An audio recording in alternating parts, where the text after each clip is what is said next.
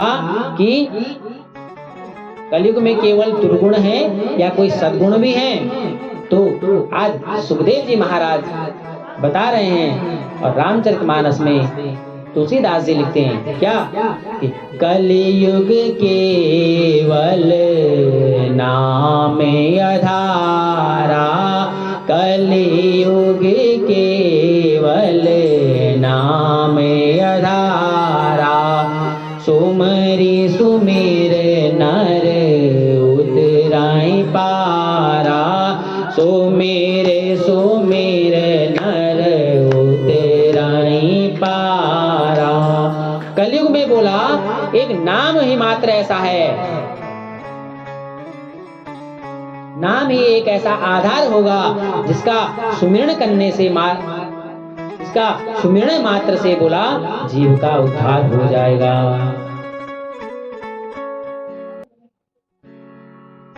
बोला आप कृष्ण का नाम जपिए, आप राम का नाम जपिए, आप राधा रानी युगल सरकार का नाम जपिए, लेकिन कलयुग में बोला नाम जप प्रभावी रहेगा, क्योंकि कलयुग के मनुष्य में इतनी सामर्थ्य नहीं है कि वो जप कर सके, वह तप कर सके, वह पूजा पाठ कर सके, वह अलख जगा सके भगवान की बारंबार।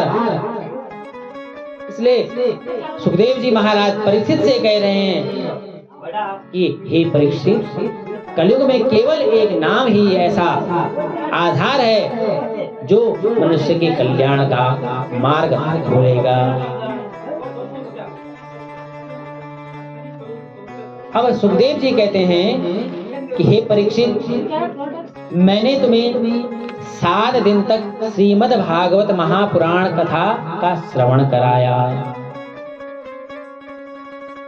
और आज से 7 दिन पहले तुमने एक जो मरा हुआ जो सर्प है, जो मरा हुआ सर्प आपने एक ऋषि के गले में डाल दिया था, समीक ऋषि के गले में डाल दिया था और उनके पुत्र का श्राप, ऋषि श्रृंग का श्राप आपको था कि आज से 7 दिन बाद राजन आपकी मृत्यु तक्षक के डसने से होगी। तो हुई परीक्षित, आज वह दिन निकट आ गया।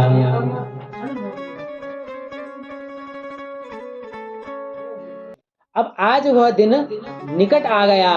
तो हे परीक्षित, आज तक बोला आप मेरे से प्रश्न पूछ रहे थे। हे परीक्षित, आज तक बोला आप मेरे से प्रश्न पूछ रहे थे, लेकिन आज बोला मैं आपसे एक प्रश्न पूछना चाहता हूँ। आज मैं आपसे एक प्रश्न पूछना चाहता हूँ। तो राजा परीक्षित बड़े हैरान हुए। श्रीमद् भागवत महापुराण के सभी स्कंदों में परीक्षित महाराज प्रश्न के ऊपर प्रश्न पूछ रहे हैं, अपनी शंकाओं को व्यक्त कर रहे हैं और सुखदेव महाराज जो साक्षात मेरे गोविंद का जो स्वरूप है वह उनके प्रश्नों का जवाब दे रहे हैं। आज ऐसे मेरे साक्षात जो नारायण भगवान का स्वरूप सुखदेव जी महाराज हैं, आज वह परीक्षित महाराज से प्रश्न पूछ रहे हैं। और देखो, अगर वह प्रश्न आपसे या हमसे पूछते तो हमारा उत्तर क्या होता, दिल पर अपने हृदय पे हाथ रख करके बताना। आपने सुखदेव जी परीक्षित से पूछते हैं कि हे परीक्षित, आपने श्रीमद् भागवत कथा का श्रवण कर लिया है, अब आप ये बताइए, आप जीना चाहते हैं या आप मोक्ष को पाना चाहेंगे? आप जीना चाहेंगे या मरना चाहेंगे?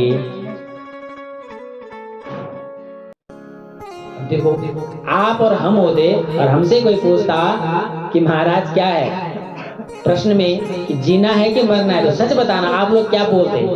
ना ना, अभी तो हमें अभी तक अपना नाती पोता है ना देवकराणु, ना ना परीक्षित महाराज है ना, हम आप यही तो बोलते कि सुखदेव महाराज बस 2 ही दिन और रुक जा, ज्यादा नहीं।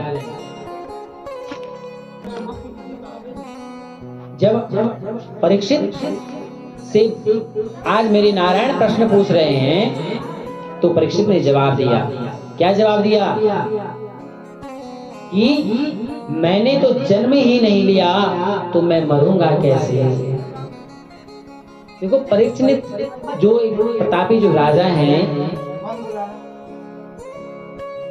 पांडव वंश के जो प्रतापी जो राजा हुए परीक्षित महाराज, आज जब वह नारायण के प्रश्न का उत्तर दे रहे हैं तो मेरे नारायण बड़े प्रसन्न हुए कि हे महाराज, मैंने तो जन्म लिया ही नहीं है तो मैं मरूंगा कैसे? क्योंकि जब वह माँ के गर्भ में थे तो वहां भी भगवान ने उनकी रक्षा की।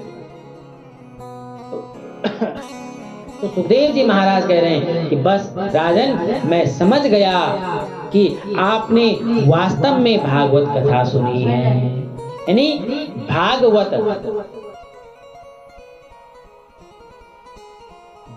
का अभिप्राय है कि आपने साक्षात मेरी नारायण का दर्शन कर लिया।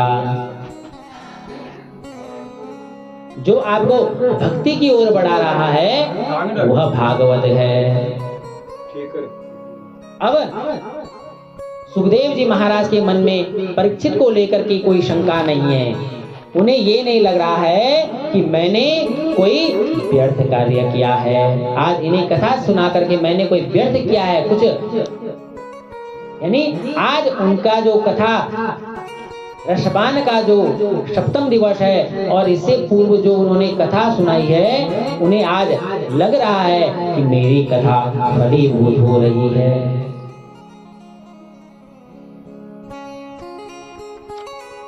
भगवान सुखदेव महाराज कह रहे हैं कि हे परीक्षित, जब मनुष्य के अंदर बोला पशु बुद्धि आती है तो वो जीने की लालसा रखता है। जब मनुष्य के अंदर बोला पशु बुद्धि आती है तो वो जीने की लालसा रखता है, लेकिन जब उसके अंदर बोला इन सब चीजों का मोह भंग हो जाता है तो बोला वो मोक्ष की अभिलाषा रखता है। और आज वही मेरे नारायण के समक्ष परीक्षित महाराज अपने मोक्ष की अभिलाषा रख रहे हैं। मैंने कहा ना, यदि आप और हम तुमसे भगवान प्रश्न करते तो हम तो क्या बोलते, बस भगवान 2 दिन और दे दे, ज्यादा नहीं, ये अभिलाषा है हमारी, है ना हमारा। लेकिन नहीं महाराज, सुखदेव जी चाहते तो परीक्षित जी की मृत्यु को टाल सकते थे। सुखदेव जी यदि चाहते तो इस मृत्यु को टाल सकते थे। वो तो साक्षात नारायण का स्वरूप है, और जो नारायण का विग्रह है तक्षक नाग भी तो उन्हीं का एक अंश है। लेकिन मृत्यु को टालना कोई समाधान नहीं है। संत कहते हैं कि मृत्यु को टालना कोई बोला समाधान नहीं है। आत्मबोध हो जाए, अपने आप को पहचान लिया, हम क्यों आए हैं इस धरा पे, हमें क्यों भेजा है भगवान ने, क्यों भेजा है। देखो 184 योनियों को कटने के बाद हमें ये शरीर मिलता है। 84 लाख जो योनियां होती है ना, उसको जब हम जीवन यापन करते हैं विभिन्न योनियों में, तो न जाने कैसी कैसी अवस्थाओं से हम गुजरते हैं। कोई अच्छी है, कोई इतनी बुरी है कि हम उसकी कल्पना भी नहीं कर सकते हैं। तो 84 लाख योनियों के बाद जब हम भगवान से कहते हैं, और 84 लाख योनियों में जो सबसे बड़ा जो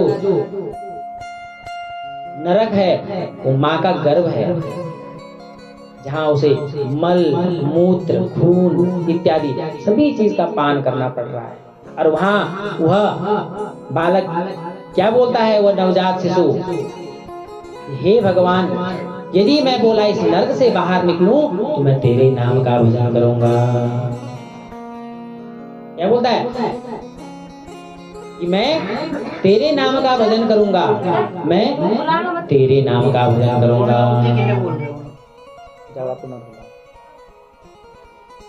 अब नाम भजन तो वहां हमने शर्त रख ली महाराज। अब जब नाम भजन, नाम जप को वह भूल गया है, अब वो क्या हो गया, वो माया जाल में उलझ रहा है महाराज। वह बोला माया जाल में उलझ रहा है। तो अब स्वयं मेरे भगवान, मेरी नारायण सुखदेव महाराज खड़े हो गए और उन्होंने परीक्षित की मुक्ति का द्वार खोला। राजा परीक्षित ने सुखदेव महाराज का पूजन किया। क्या कि नमो ब्रह्मण्य देवाय गो ब्राह्मण हिताय च जगद्धिताय कृष्णाय गोविंदाय नमो नमः। मैं बोला साक्षात गोविंद को आज प्रणाम कर रहा हूं।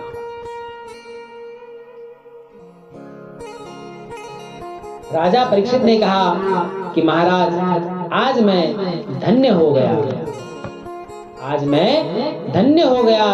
आपने इतनी बड़ी कृपा की है, आपके ऋण से उऋण होना मेरे लिए संभव नहीं है। क्यों? क्योंकि आज सुखदेव भगवान ने परीक्षित महाराज को साक्षात मेरे नारायण की जो मंगलमयी जो कथा है वह कथा सुनाई। और इस कथा का महात्म्य क्यों है आगे इसके 10वें अध्याय में बताते हैं। आपके श्री चरणों में बारंबार प्रणाम करता हूं, ऐसा परीक्षित महाराज बार बार सुखदेव महाराज से कह रहे हैं। और एक मेरे गोविंद जो नारायण का स्वरूप सुखदेव जी महाराज हैं, उन्हें प्रशंसा से कोई मतलब नहीं है। देखो जो यह लोक को छोड़ करके परलोक से भगवान के लोक से जो जुड़ जाता है ना, उसे न तो प्रशंसा से कोई मतलब रहता है और न उसे उसकी कोई बुराई करे उससे मतलब रहता है। यानी उसे यश अपयश, अच्छा भला बुरा किसी से मतलब नहीं है, राग द्वेष किसी से कोई मतलब नहीं है। और जब आज परीक्षित महाराज ने सुखदेव जी महाराज के चरणों में साष्टांग दंडवत प्रणाम किया तो सुखदेव जी महाराज अंतर्धान हो गए। बोलो सुखदेव जी महाराज की जय। अब आज सुखदेव महाराज जी अंतर्धान हो गए। 7 दिन तक परीक्षित जी महाराज को ज्ञान की प्राप्ति हुई। और क्या उसमें भागवत धर्म का ज्ञान भी था, उसमें भक्तियों का प्रकार भी था। 10 नवधा भक्ति बताई है, भागवत धर्म का उपदेश दिया नारद जी ने। कलयुग में मनुष्य के उद्धार का जो रास्ता है, मार्ग है, उस मार्ग को भगवान ने बताया। 7 दिन से परीक्षित ने जो ज्ञान की प्राप्ति की है, जीवन तो उनका श्रेष्ठ वैसे ही हो चुका है। जीवन तो बोला उनका वैसे ही श्रेष्ठ हो चुका है। बस आज उन्हें प्रसन्नता हो रही है, खुशी हो रही है इस बात की कि आज मैं साक्षात जो मेरे नारायण हैं, मैं उनके विग्रह के दर्शन के लिए वैकुंठ धाम चला जाऊंगा। मैं मतलब जो उनकी आत्मा है। आज राजा परीक्षित समाधि में बैठे हैं। राजा परीक्षित महाराज समाधि में बैठे हैं। उनके पुत्रों ने उनकी सुरक्षा के लिए नाग यज्ञ करवाया। उनके पुत्रों ने उनकी सुरक्षा के लिए नाग यज्ञ की व्यवस्था करी। लेकिन उनके घर पे एक संत का समागम होता है और वह संत कहते हैं कि देखो राजन, आप अपने पिता के निमित्त इस यज्ञ को न करें। उन ब्राह्मणों ने उन्हें रोका और उन्होंने सुखदेव जी महाराज के द्वारा भागवत धर्म का जो ज्ञान परीक्षित महाराज को दिया है, उन्होंने कहा वह अब यह लोक से परलोक में उठ चुके हैं, भगवान के स्वरूप से मिल चुके हैं। अब इस यज्ञ को कराने से कोई लाभ नहीं है। उन्होंने उन विप्रजनों के इन वचनों को स्वीकार किया। इतने में सारी चाक चौबंद जो सुरक्षा रखी गई थी, उनको इतर करते हुए तक्षक नाग का प्रवेश होता है और तक्षक नाग एक विकराल रूप धारण करता है परीक्षित जी महाराज के सामने। और आज वह तक्षक नाग परीक्षित महाराज के शरीर को नस देता है। बोल परीक्षित जी महाराज की जय। लेकिन श्रीमद् भागवत महापुराण में लिखा गया है कि तक्षक महाराज के डसने से पूर्व ही उनके आत्मा ने इस शरीर को छोड़ दिया। अब केवल ये यहाँ पे शरीर रह चुका था। और तक्षक ने आज भगवान की जो कृपा पात्र परीक्षित जी महाराज हैं, आज उनके एक ऐसे शरीर को जो आत्मा विहीन शरीर है उसको डसा। और मेरे जो नारायण का जो स्वरूप सुखदेव भगवान ने जो कथा सुनाई थी, यह सब उसी की कृपा का प्रसाद है। और दर्शने के बाद आज उनका जो ये आत्मा, आज जो उनकी आत्मा है, ये बोला मेरे नारायण के वैकुंठ धाम में जा रही है। उनके पुत्रों ने उनके शरीर को, जो ये शरीर है ना, 5 तत्वों से बना हुआ है। क्या क्या? क्षितिज पावक गगन समीरा, क्षितिज पावक गगन समीरा, पंच तत्व से बना शरीरा, पंच तत्व से बना शरीरा, क्षितिज पावक गगन समीरा, क्षितिज पावक गगन समीरा। पंच तत्वों से जो ये शरीर बना है, बोला सभी तत्व अपने अपने स्थान में चले गए। क्षिति का क्षिति में गया, जल का जल में गया, पावक का पावक में गया, गगन का गगन में गया, और वायु का वायु में चले गया। और ये जो नश्वर शरीर है, ये बोला आज इसका दाह क्रिया कर रहे हैं। ये संसार का जो आसार है, ये तो बोला क्या है, इसका केवल एक ही सार है। और वो सार का जो यदि प्रमाण किसी ने देखना है, यदि इसका कोई साक्षात प्रमाण देखना चाहता है, तो वो बोला श्रीमद् भागवत महापुराण के जो सच्चे श्रोता राजा परीक्षित महाराज हैं, उनसे दूसरा कोई नहीं हो सकता है, उनसे बड़ा कोई नहीं है।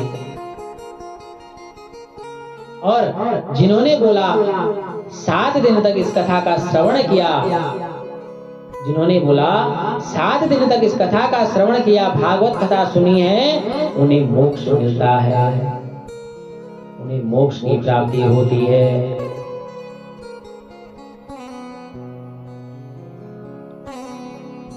और इधर अब भगवान के अंतर्धान की लीला प्रारंभ होती है।